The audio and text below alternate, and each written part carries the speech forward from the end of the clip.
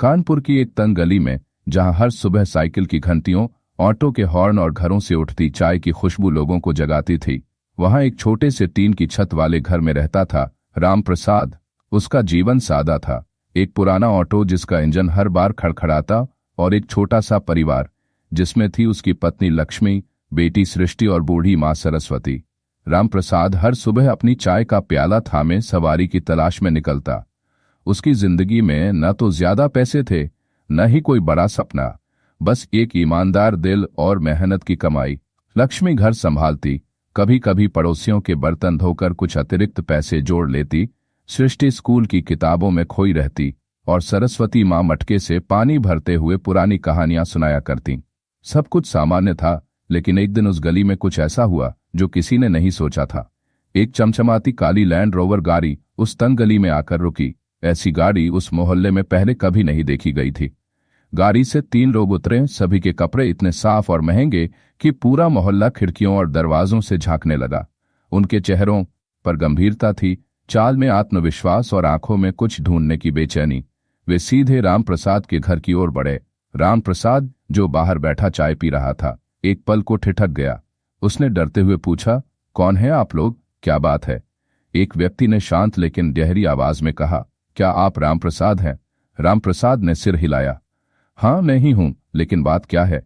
दूसरे व्यक्ति ने जेब से एक कागज निकाला और बोला, हमें आदेश है कि आपको हमारे साथ चलना है। हमारे मालिक आपसे मिलना चाहते हैं। लक्ष्मी, जो दरवाजे पर खड़ी थी, घबरा गई। सृष्टि अपनी मां की साड़ी के पीछे छिप गई, और सरस्वती मां की आंखों में डर उतर आया। राम प्रसाद ने हिम्मत बटोरकर पूछा, लेकिन बात क्या है? मैं तो बस एक ऑटो ड्राइवर हूं, मुझे कोई क्यों मिलना चाहेगा? लेकिन जवाब में सिर्फ सन्नाटा था। लक्ष्मी ने बीच में कहा, आप ऐसे कैसे ले जा सकते हैं, कुछ तो बताइए। राम प्रसाद ने लक्ष्मी का हाथ थामकर कहा, चिंता मत कर, मैं अपने ऑटो से इनके पीछे जाता हूं। अगर कुछ गलत हुआ तो वापस आ जाऊंगा। लक्ष्मी की आंखें नम थीं, लेकिन उसने कुछ नहीं कहा। राम प्रसाद अपने पुराने ऑटो में बैठा और उस चमचमाती गाड़ी के पीछे चल पड़ा। उसका दिल धड़क रहा था, दिमाग में सवालों का तूफान। क्या उसने कोई गलती की? क्या कोई शिकायत थी या कोई साजिश? हर मोड़ पर उसका मन और बेचैन होता। करीब आधे घंटे बाद गाड़ी एक ऐसी कॉलोनी में पहुंची जहां हर घर किसी महल जैसा था। ऊंची दीवारें, लोहे के गेट, फूलों से सजे लॉन और संगमरमर के रास्ते। रामप्रसाद को लगा जैसे वह किसी दूसरी दुनिया में आ गया हो। गाड़ी एक आलीशान बंगले के सामने रुकी। रामप्रसाद ने भी ऑटो किनारे खड़ा किया और धीरे धीरे नीचे उतरा। उसका गला सूख रहा था, पैर कांप रहे थे। एक नौकर ने दरवाजा खोला और कहा, आइए साहब और मैडम आपका इंतजार कर रहे हैं। रामप्रसाद ने उस विशाल हॉल में कदम रखा, जहां छत से झूमर लटक रहा था। दीवारों पर विदेशी पेंटिंग्स थीं और जमीन पर मखमली कारपेट बिछा था। वह अपने पुराने चप्पलों को देखकर संकोच करने लगा। तभी उसकी नजर सोफे पर बैठे 2 लोगों पर पड़ी। एक पुरुष सफेद कुर्ते में, गंभीर चेहरा, और दूसरी एक महिला जिसके चेहरे पर हल्की मुस्कान थी। उस मुस्कान को देखते ही रामप्रसाद का चेहरा बदल गया। उसके होंठ कांपने लगे और वह बोल पड़ा, मैडम, आप यहाँ? महिला ने प्यार भरी नजरों से उसे देखा और कहा, भैया, मैं अब बिल्कुल ठीक हूं, और शायद सिर्फ तुम्हारी वजह से। रामप्रसाद अब भी समझ नहीं पा रहा था। वह बस एक ही बात दोहराता रहा, मैं कुछ समझा नहीं मैडम। पुरुष ने मुस्कुराकर कहा, बैठिए रामप्रसाद जी, यह सब आपके लिए ही है। हॉल में सन्नाटा छा गया। महिला की मुस्कान में कोई पुराना लम्हा छिपा था। रामप्रसाद अब भी अवाक था। थोड़ी देर बाद उसकी आवाज टूटी, मैडम, मैंने तो कुछ किया ही नहीं, बस उस रात आपको अस्पताल छोड़ दिया था। महिला की आंखें नम हो गईं। उसने गहरी सांस ली और बोली, भैया, उस रात अगर तुम नहीं होते तो शायद मैं आज इस सोफे पर नहीं बैठी होती। रामप्रसाद कुछ और बोलता, उससे पहले महिला ने कहना शुरू किया। उसने बताया कि उस रात बारिश बहुत तेज थी। अचानक उसके सीने में तेज दर्द उठा। वह अपनी कार तक नहीं पहुंच सकी। उसका मोबाइल और पर्स कार में ही रह गए। गली सुनसान थी और वह गिरने वाली थी। तभी रामप्रसाद का ऑटो सामने आया। उसने कुछ नहीं पूछा, ना नाम ना पैसा, बस कहा, जल्दी बैठिए, अस्पताल ले चलता हूं। उसकी उस छोटी सी मदद ने उसकी जान बचा ली। रामप्रसाद की आंखों में हैरानी थी। वह धीरे से बोला, मैडम, मैं तो बस अपना फर्ज निभा रहा था। महिला ने मुस्कुराकर कहा, और आज की दुनिया में सबसे कीमती चीज यही है, फर्ज निभाना। फिर उन्होंने अपना परिचय दिया, मेरा नाम है अनुराधा गुप्ता और ये मेरे पति हैं डॉ. संजय गुप्ता, शहर के मशहूर न्यूरोलॉजिस्ट। हमने उस रात के सीसीटीवी फुटेज देखे और तब से तुम्हें ढूंढ रहे थे। रामप्रसाद को यकीन नहीं हो रहा था कि जिसे उसने अस्पताल छोड़ा था वह इतने बड़े घर की मालकिन थी। डॉ. संजय ने आगे कहा, हमने तुम्हारे मोहल्ले, तुम्हारे संघर्ष और तुम्हारी बेटी सृष्टि के सपनों के बारे में जाना। आज हम वही इंसानियत लौटाने आए हैं। रामप्रसाद की आंखें भर आईं। उसने कांपती आवाज में पूछा, कैसे साहब? डॉ. संजय ने कहा, हम चाहते हैं कि सृष्टि डॉक्टर बने। उसकी पढ़ाई, स्कूल, कोचिंग, मेडिकल कॉलेज, सबका खर्चा हम उठाएंगे। तुम्हारी माँ का इलाज हमारे अस्पताल में होगा। पूरी जिम्मेदारी हमारी। रामप्रसाद अब रो पड़ा। उसने हाथ जोड़ लिए, साहब, मैडम, यह सब मत कीजिए। मैंने कोई भलाई किसी उम्मीद में नहीं की थी। अनुराधा ने मुस्कुराकर कहा, हम भी कोई एहसान नहीं कर रहे भैया, बस उस इंसानियत का कर्ज चुका रहे हैं जो तुमने चुपके से हम पर चढ़ा दिया। डॉ. संजय ने कुर्सी से उठकर कहा, रामप्रसाद जी, हम आपके लिए एक नौकरी का प्रस्ताव भी लाए हैं। अगर आप तैयार हों तो हमारी पर्सनल गाड़ी चलाएं। सैलरी अच्छी होगी और आपके परिवार के लिए हमारे बंगले में गेस्ट क्वार्टर की व्यवस्था रहेगी। रामप्रसाद के पैरों तले जमीन खिसक गई। उसने कहा, साहब, मैं तो बस एक मामूली ऑटो वाला हूं, ना पढ़ा लिखा, ना अंग्रेजी जानता, बस गाड़ी चलाना आता है। डॉ. संजय ने मुस्कुराकर कहा, तुम्हारे पास जो है वह आज दुर्लभ है, ईमानदारी और इंसानियत। हमें बस वही चाहिए। रामप्रसाद फूट फूट कर रोने लगा। उसने सिर झुकाकर कहा, मेरी बेटी को डॉक्टर बनते देखना मेरा सपना था और आपने मुझे मेरा पूरा जीवन लौटा दिया। जब रामप्रसाद उस दिन बंगले से लौटा तो उसके कपड़े वही पुराने थे, चाल वही सीधी थी, लेकिन आंखों में एक नई चमक थी, जैसे किसी ने उसका विश्वास लौटा दिया हो। घर पहुंचते ही लक्ष्मी सवालों की झड़ी ले आई।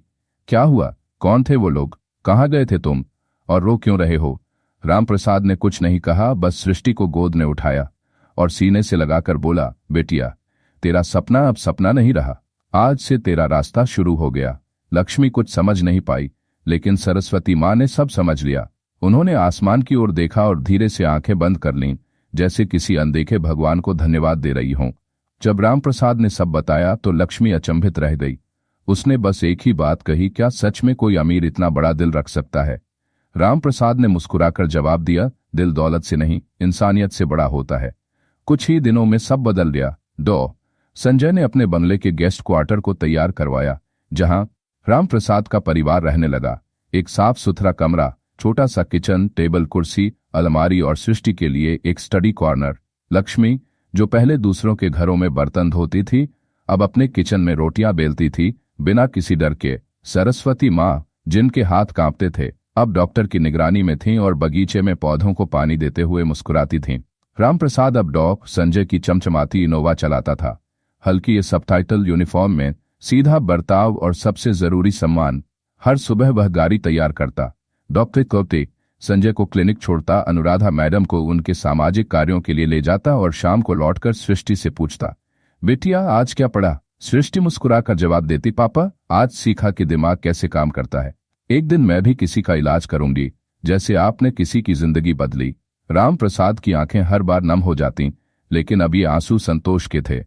फिर आया वो दिन जब सृष्टि का दाखिला शहर के सबसे अच्छे स्कूल में हुआ। फॉर्म भरते वक्त डॉ. संजय खुद साथ गए। प्रिंसिपल ने पूछा, ये बच्ची आपके साथ कैसे जुड़ी? डॉ. संजय ने मुस्कुराकर कहा, यह हमारी फैमिली की सबसे बड़ी उम्मीद है। अनुराधा मैडम ने सृष्टि को एक सफेद एप्रन और स्टेथोस्कोप गिफ्ट किया और कहा, डॉक्टर बनने से पहले इंसान बनने की सोच रखो बिटिया, बाकी सब किताबें सिखा देंगी। रामप्रसाद ने यह दृश्य चुपचाप देखा और मन ही मन कहा, हे भगवान, आज मैं सच में बाप कहलाने लायक बन गया। लेकिन हर नई शुरुआत के साथ कुछ चुनौतियां भी आती हैं। मोहल्ले और आसपास के लोग अब बातें करने लगे, देखो, वो ऑटो वाला अब डॉक्टर की गाड़ी चलाता है, बेटी को बड़े स्कूल में डाल दिया, जरूर किसी अमीर ने रहम किया होगा। लक्ष्मी कभी कभी गुस्से में कहती, इन लोगों को क्या तकलीफ है? पहले गरीब थे तो ताने मारते थे, अब अच्छा जीने लगे तो जलन हो रही है। रामप्रसाद मुस्कुराकर जवाब देता, जिसके पास खुद कुछ नहीं, वो दूसरों की खुशी में दुख ढूंढता है। हमें अपनी राह पर चलना है। जब सृष्टि पहली बार अपने नए स्कूल गई तो नई ड्रेस, नई किताबें, लेकिन कुछ बच्चों की सोच वही पुरानी थी। कुछ ने उसे देखकर फुसफुसाया, यह तो झुग्गी से आई है, डॉक्टर कैसे बनेगी? एक लड़की ने उसके बैग को छूने से भी मना कर दिया, मम्मी कहती हैं ऐसे लोगों से बीमारी लगती है। सृष्टि चुप रही, लेकिन हर दिन स्कूल से लौटकर रोती। वह पापा से कुछ नहीं कहती थी। एक रात जब लक्ष्मी सो रही थी और दादी जप कर रही थी, सृष्टि धीरे से राम प्रसाद के पास आई और बोली, पापा क्या मैं पुराने स्कूल वापस जा सकती हूँ? मैं वहां फिट नहीं होती। राम प्रसाद का दिल टूट गया। उसने पहली बार बेटी को डांटा, बेटिया तू झुकने के लिए नहीं बनी। अगर कोई तुझे छोटा दिखाए तो मेहनत से जवाब दे। सपने छोड़ने वाला सबसे बड़ा गरीब होता है। सृष्टि चुप रही, लेकिन उस दिन के बाद उसने लड़ना शुरू किया। उसने किसी से बदला नहीं लिया, बस खुद को इतना मजबूत बनाया कि कोई उसे छोटा कहने की हिम्मत नहीं कर सका। वह हर विषय में अव्वल रही, हर स्पीच में तालियां बटोरी। एक दिन स्कूल में सामाजिक सेवा पर भाषण हुआ।